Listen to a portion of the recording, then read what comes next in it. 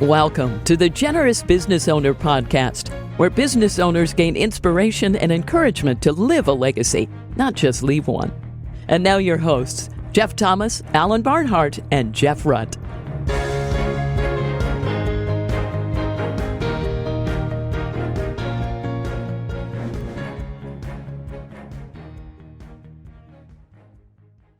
Welcome, everybody, to this week's Generous Business Owner Podcast. My name is Jeff Thomas, and my co-host, Jeff Rutt, is with us. Say hello to the people, Jeff. Hello to the people.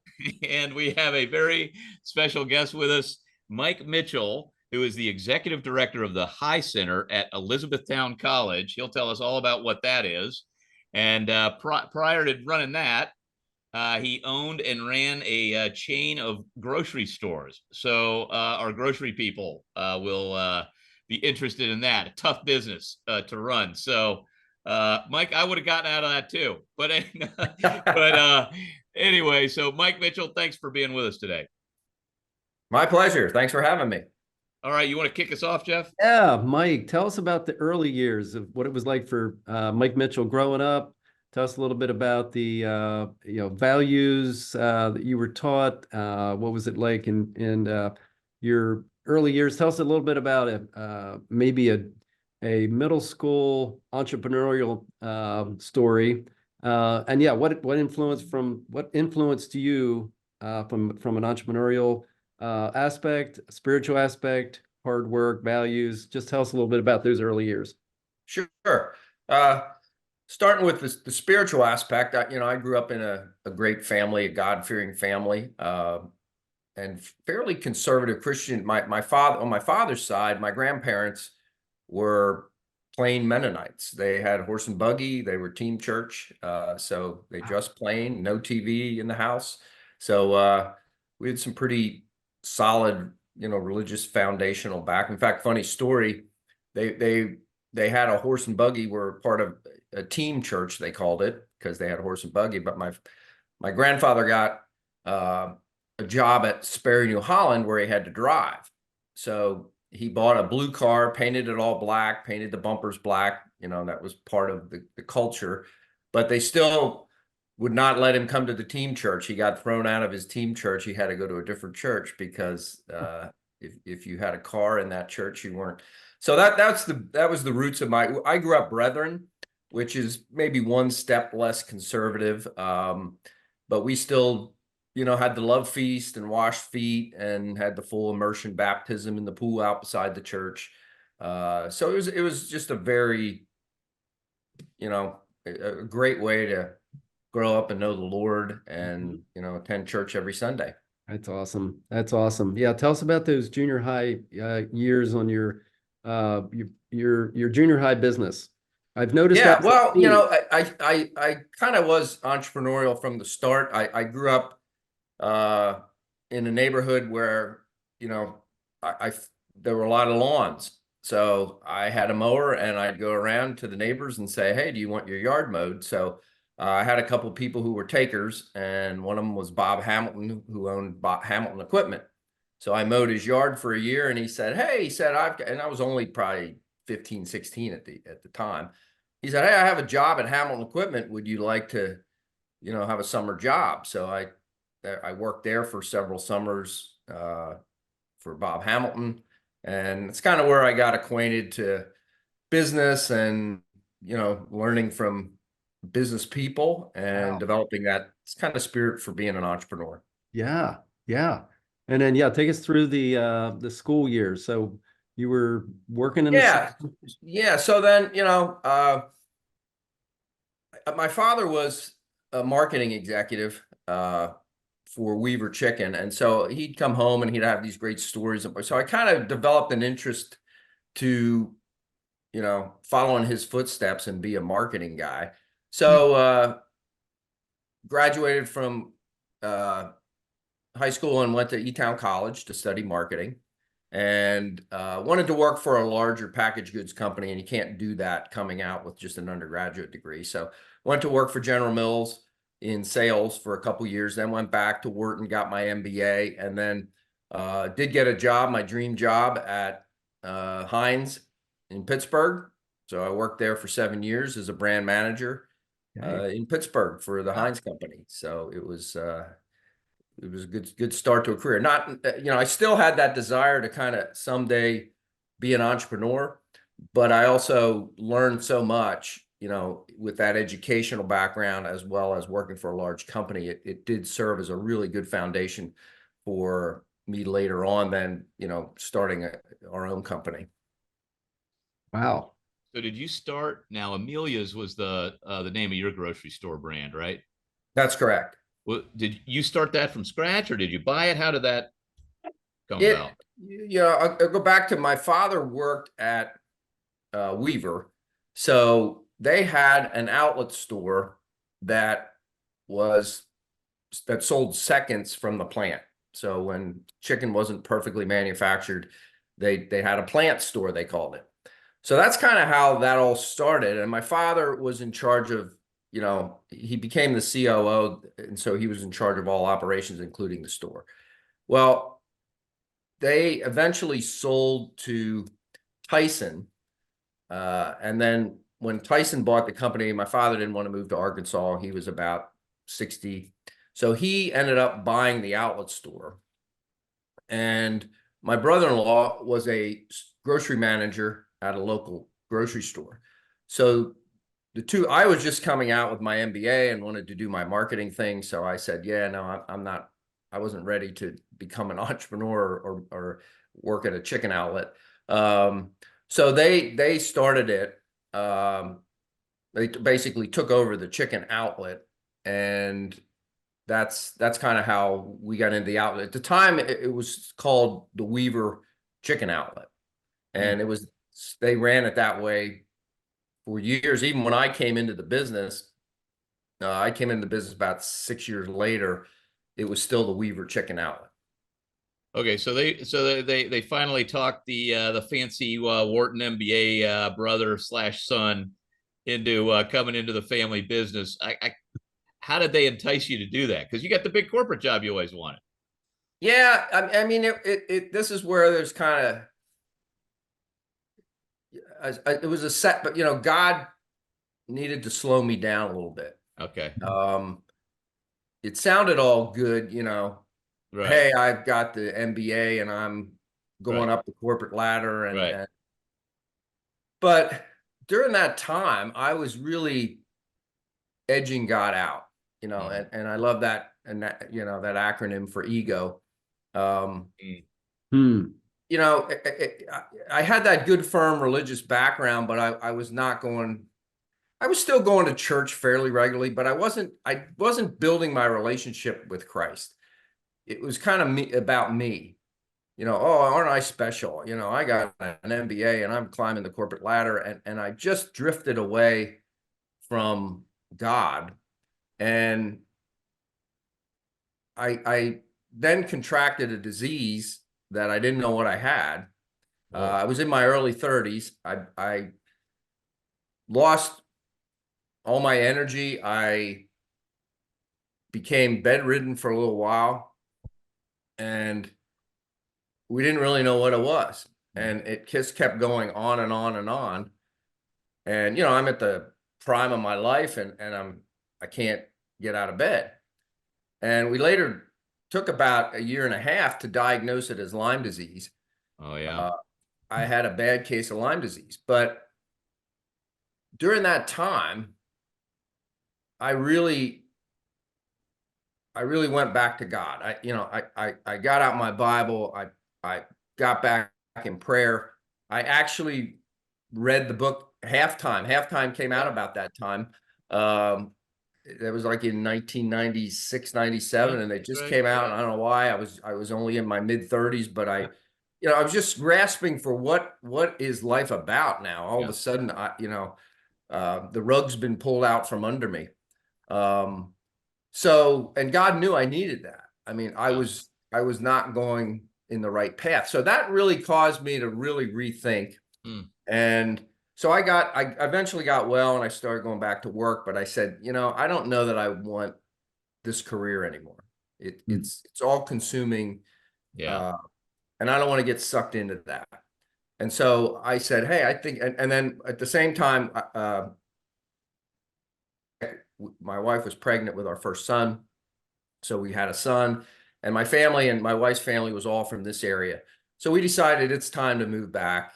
And I didn't know what I was going to do because the business was not really that large, and Right. it couldn't absorb, Three people. I knew I was going to take a pay cut if I went back to it. Yeah. But I said, well, what are we going to do? We brainstormed a few ideas. Maybe we could produce chicken. Maybe we could do, we still had a manufacturing background in our blood. But what we decided to do, what I did is I started thinking about this outlet thing. And I talked to a gentleman who sold closeouts for Heinz. And I said, what do you do with your closeouts? Because these guys are selling chicken closeouts. You guys have to have stuff. He said, yeah, no, we do. We sell it to this company out in the West Coast called Grocery Outlet. And at the time, Grocery Outlet had probably 60 stores. And I said, okay. So I looked up Grocery Outlet and saw what they do. And I said, does anybody do that in the East Coast?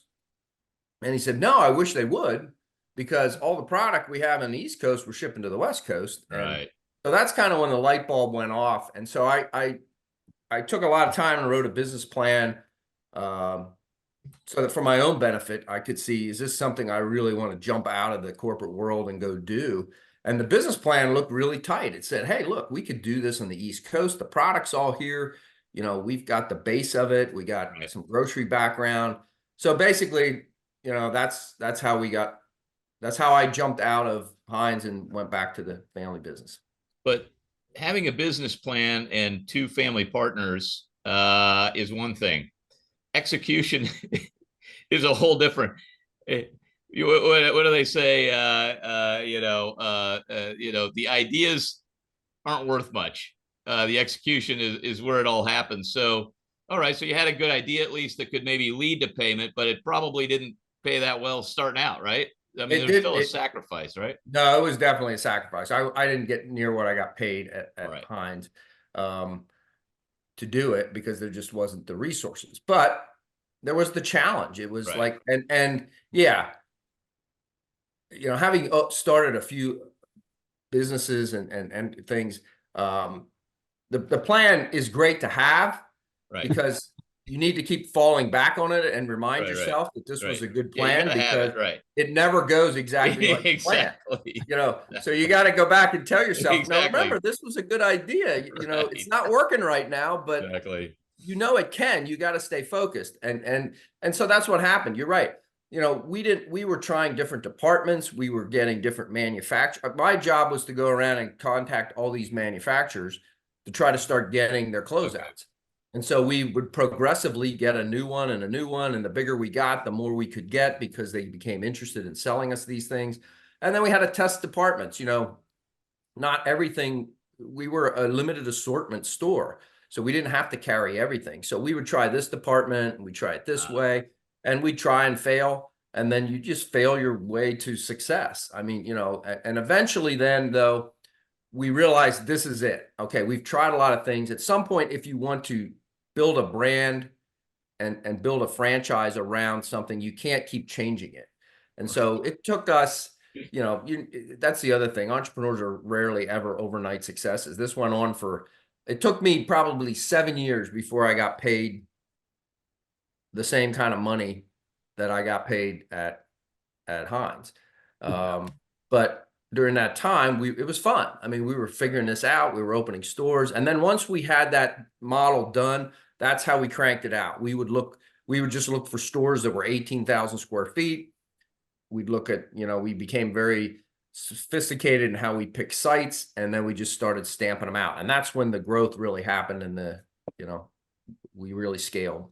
Well, we'll get to this in a minute. I know that you now kind of consult and help with family businesses with your job at the college, but I mean, you have the perfect resume, which is you were in one. So what were now you said you were out there kind of doing the deals, but, and maybe getting supply, but what was your brother doing? How long was dad involved? How were those family dynamics for you guys?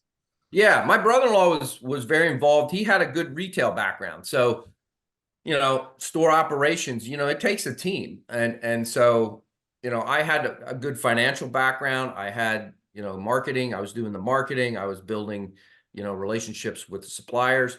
And Jeff was kind of making sure the stores were run well, they were well staffed, they were clean, they were bright, and that was his area of expertise.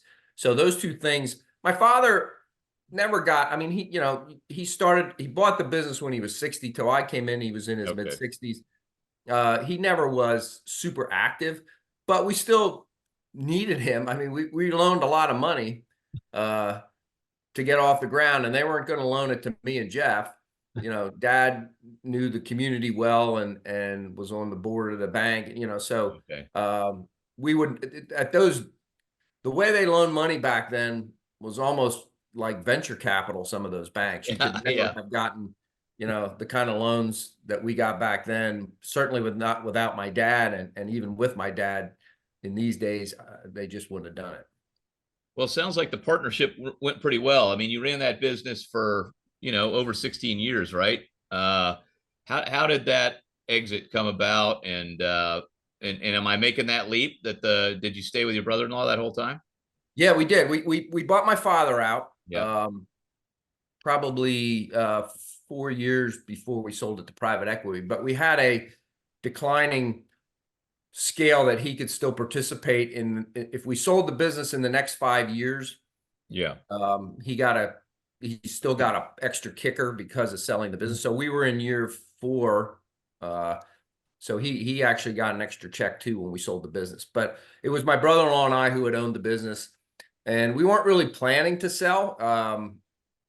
I was around my late 40s. Jeff was about 7-9 years older than I was. So he was starting to think about getting out of the business, but we were looking at building a new warehouse and building more stores. But we got the call one day from Grocery Outlet, actually. They got bought out by a private equity firm about 1.5 years before we got the call. And then they called us and said, hey, we want to build our footprint across the United States. You guys have great real estate. You run it the way we run it. And we knew the guys who owned Grocery Outlet because of the industry.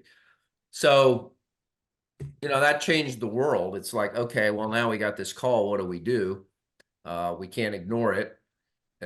Do we sell? And so we started thinking about it, what's in it for us? What's in it for our customers? What's in it for our employees?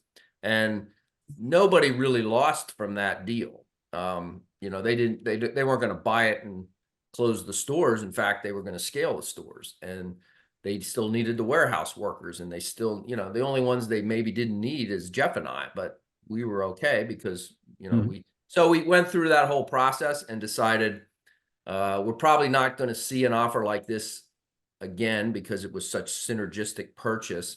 And if we don't do it, what's going to stop them from coming here anyway?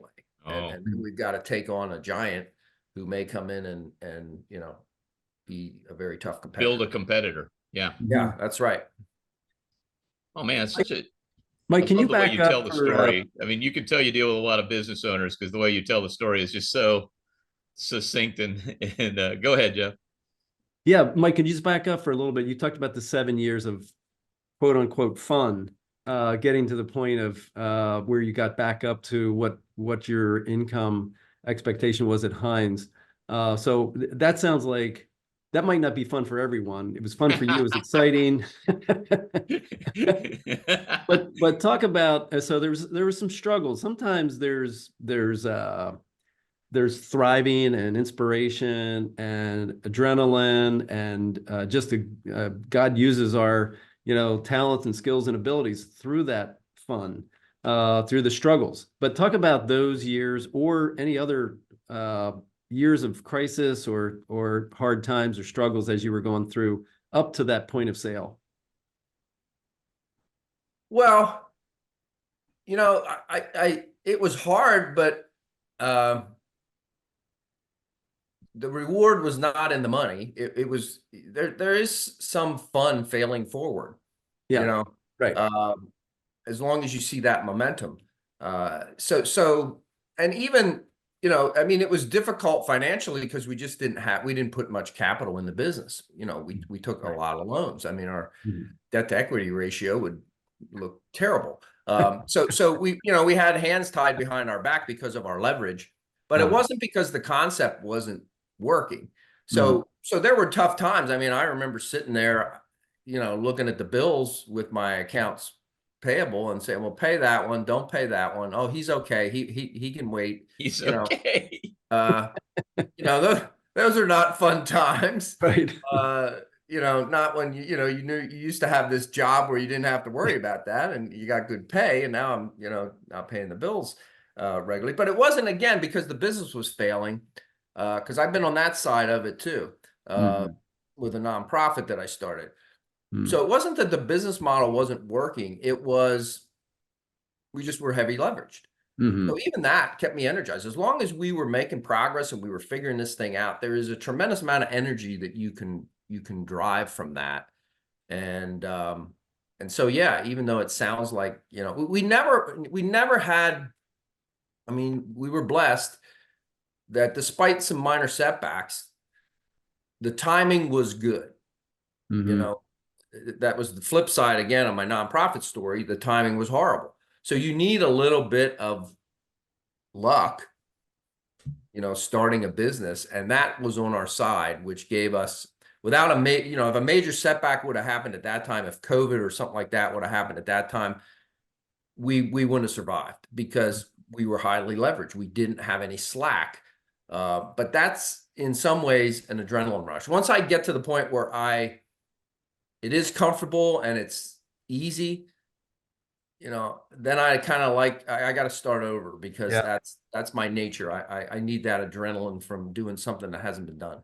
Yeah. You were definitely hungry.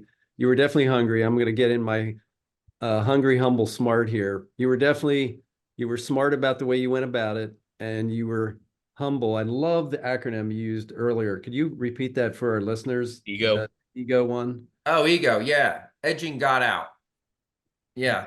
Talk about that. Say more about that.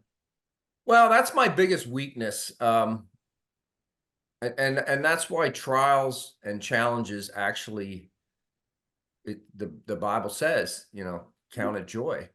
For me, it is, because it resets me. It pulls me closer to God. It keeps me from stopping edging God out, because I'm a go guy. I got to keep going. I got to go. And I've learned that I also need to slow down, and I need to be intentional about my quiet time with God, my prayer, my reading the Bible, my mentoring and being mentored. I need to build that into my life, because if I don't, I will edge God out. I'll be too much about me. I'll be too much about the business, or I'll be too much about, it's not usually chasing foolish things like some, for my self-enjoyment, but it's still bad, because I can get too drawn into and too passionate and too energetic about the wrong things in life. Not that they're bad things, but you need balance. I've had to learn to balance. You need a balanced lifestyle. You need to balance your friends, your family, your, fitness. You got to get to the gym. But most importantly, I need to balance my faith, because God is not the one who's going to speak the loudest. He's, and so sometimes he needs to tap me on the shoulder a little bit and slow me down. And that's when I draw close. Yeah. Two things that just screams the, like you said, I think you were talking about James 2:1-5. Consider it all joy when you face trials of many kinds. It builds character, draws you closer to God, and it produces wisdom. And the other passage is, the pride or ego goes before the fall. That's when we put too much in. It reminds me of two other books I'll mention. The Hungry, Humble, Smart is in Lencioni's Ideal Team Player, but ego is the enemy. We'll put it in the show notes. And then the third one that reminds, just as you were talking about your attitude through that whole 7 years, and then the 16, the whole time you owned the business was very much, you had the right mindset. Carol Dweck's book, Mindset, talks a lot about, don't necessarily always look at the performance, look at the activity and the work that you're putting into it. And you were like, sometimes you have to fail forward. Sometimes it's the work that you're putting in that's where the thriving That's where the thriving happens. But yeah, it's So tell us about, Mike, the transition out of that. You really almost had two halftime experiences, coming out of big corporate world. You mentioned literally reading halftime, and then you Yeah. sell the business in your late 40s. That's more of a typical halftime timeline. And we talked to a lot of people that are in those. Those could be very difficult and dangerous times. Those transitions, identity issues, all that kind of stuff. I mean, you got into what you're doing now pretty quickly, but talk about that transition and what was that like for you? Yeah, I really I I learned a lot from both transitions, but in fact, I've created now at the center an exit planning survey, partly based on some of the things I learned by exiting properly in some ways and improperly in others. So basically, the three things that I think are important for an exit, and this is what we now coach, executives about, and they can take our survey and see how they score. But you obviously need to be financially ready to exit. And I'm surprised at how many people think they're ready and then they go through this exercise and they're not, or they're not working with a financial planner. They don't really know how much money they have. But you got to be financially ready to exit. And that was a check mark for me. I mean, that was not an issue. Right. I sold my business. So check that box. The next one is your business has to be ready for you to exit. And entrepreneurs don't always do that very well. They like to be the head salesman, the head engineer. Hey, look at me. I do it all around here. And I challenge them and say, well, yeah, but you want to get out of your business. So who's going to want to buy your business? You do everything. You have to learn to start empowering people to do the things you do and that we checked that box. I mean, I was very intentional about that all along. That's why we sold the business, because we built good systems. We had a good team. We built good governance. Somebody could come in and say, hey, I'm not buying Mike Mitchell. I'm buying this organization and check that box. I mean, that's what got the premium. That's why you get a higher, multiple because you got a strong business. So check that box. So I was financially ready. My business was ready for me to exit. The one I missed was I emotionally ready to exit my business? I didn't think about it. I checked those two boxes and said, all right, yeah, money's good. And, and then I woke up one day and I'm not going to work and I'm not working with my team. And, that kind of snuck up on me. It wasn't something I was intentional enough about. Now, as it worked out, it opened the door for me, to go to E-Town and to work with a lot of other family businesses. But believe you me, that wasn't me being strategic. That was just an opportunity that I think God put in my place and helped me figure out what I was not spending enough time figuring out. So that's what we try to do now with businesses. So don't make that mistake. You may think you got a couple of these covered, but you miss one of them and you could have an unsuccessful exit. So the more time you have to plan those things, and that's where we get into a lot of this talk about halftime now, and we've had Lloyd Reed come talk to our group. He talked about success to significance. Lloyd's talked about, hey guys, start thinking about what you're going to do. You realize that people think they're stuck in their business. That's all they know. Right.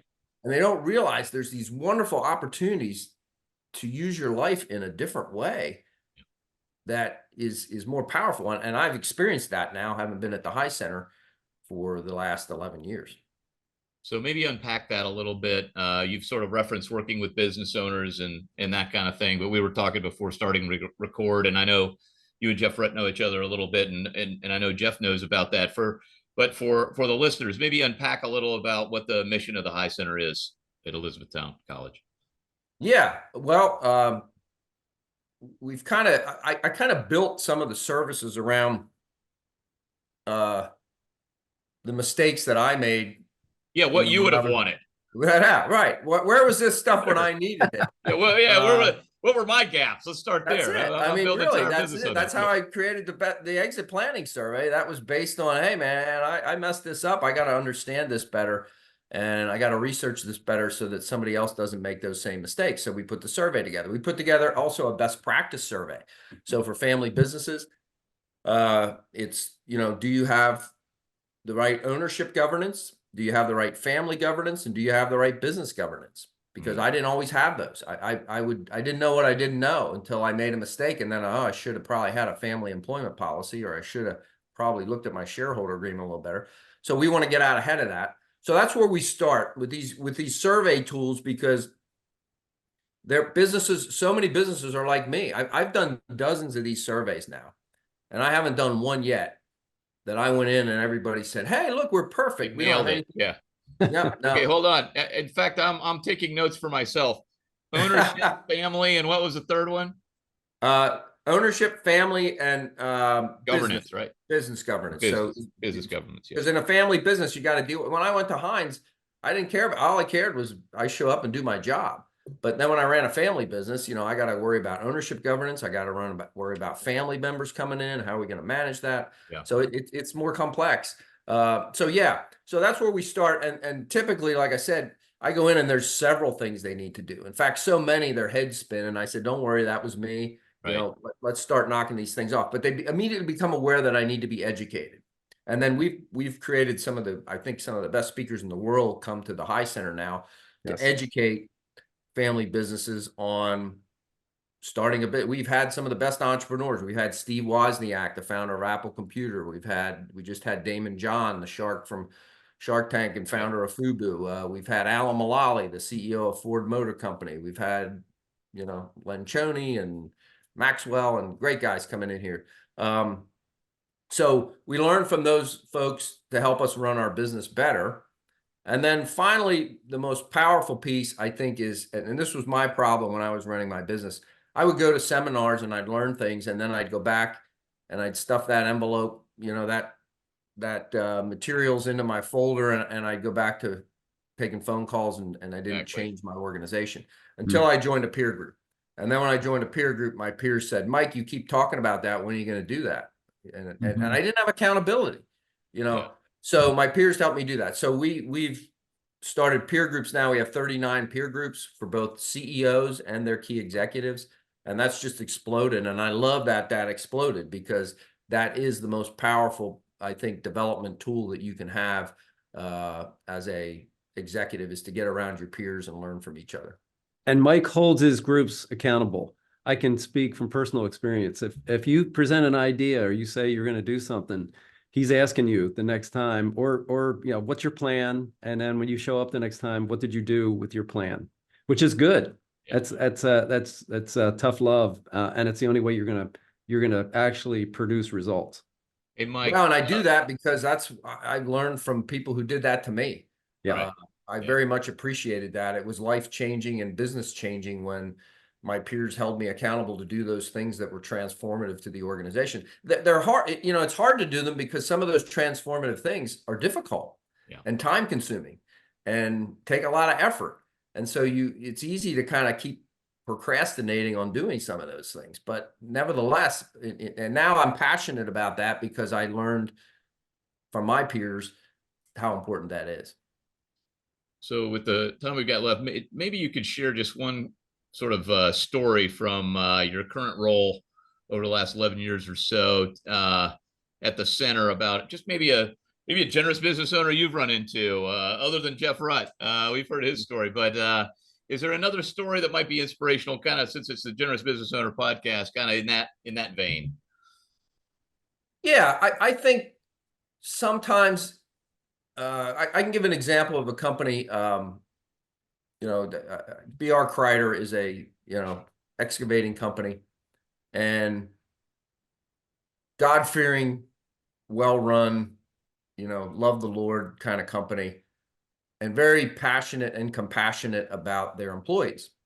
And they went through a little rough patch at one point, and finances were tight, as they all do. I mean, everybody has a business cycle where you go through that.